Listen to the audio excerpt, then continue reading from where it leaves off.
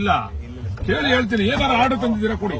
ಅವ್ರನ್ನ ಆಲ್ರೆಡಿ ನಾವು preventive no ನೀವು ಅವ್ರನ್ನ ನಾಟಕ ಅವೆಲ್ಲ ಡ್ರಾಮಾ ನೋಡ್ರಿ. ನಾನು ಅಲ್ಲಿರ್ತೀನಿ ಬಂದು ನಂಗೆ ನೋಟಿಸ್ ಕೊಡಿ. ನಾನು ಅವೆಲ್ಲ ಡ್ರಾಮಾ, ನಾನು ಅದು ಒಪ್ಪಲ್ಲ. ನಾನು ಹೇಳ್ತಾ ಇರೋದೇನೋ ನನ್ನಿಂದ ತೊಂದರೆ ಆದ್ರೆ ನನ್ನ ಮೇಲೆ ಕೇಸ್ ರಿಜಿಸ್ಟರ್ ಮಾಡಿ.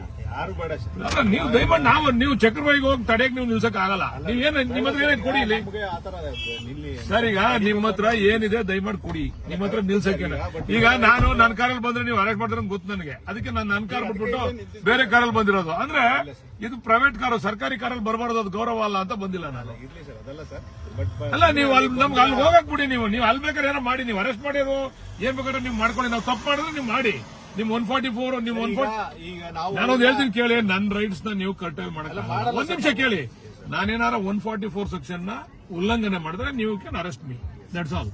ಇಲ್ಲ ಅಲ್ಲಿ ಈಗ ನಾವು ಏನ್ ಮಾಡಿದ್ವಿ ಸರ್, ಅವ್ರಿಗೂ ನೀವು ಅವ್ರಿಗೆ ಏನಾರ ಮಾಡಿ ಅವ್ರ ಬಗ್ಗೆ ಕೇಳ್ರಿ.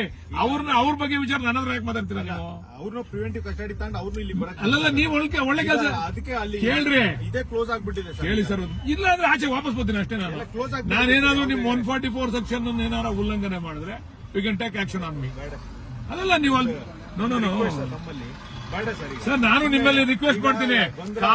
ನಿಮ್ಮ ಕಾನೂನಿಗೆ ಭಂಗ ಆಗ್ತಕ್ಕಂತ ಕೆಲಸ ನಡೆದ್ರೆ ನೀವು ನಿರ್ದಾಕ್ಷಿಣ್ಯವಾಗಿ ನನ್ನ ಮೇಲೆ ಕ್ರಮ ತಗೊಳ್ಳಿ. ನಾವು 5 ಜನದ ಮೇಲೆ ಏನಾದ್ರೂ ಅಲ್ಲಿ ಸೇರಿದ್ರೆ ನಿಮ್ ಕಾನೂನು ಭಂಗ ಆದ್ರೆ ನನ್ನ ಮೇಲೆ ಕ್ರಮ ತಗೊಳ್ಳಿ.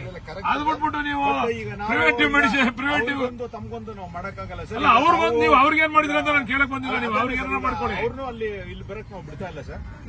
ಅವ್ರಿಗೂ ಒಬ್ರು ಬರಕ್ ಅಧಿಕಾರ ಐತೆ.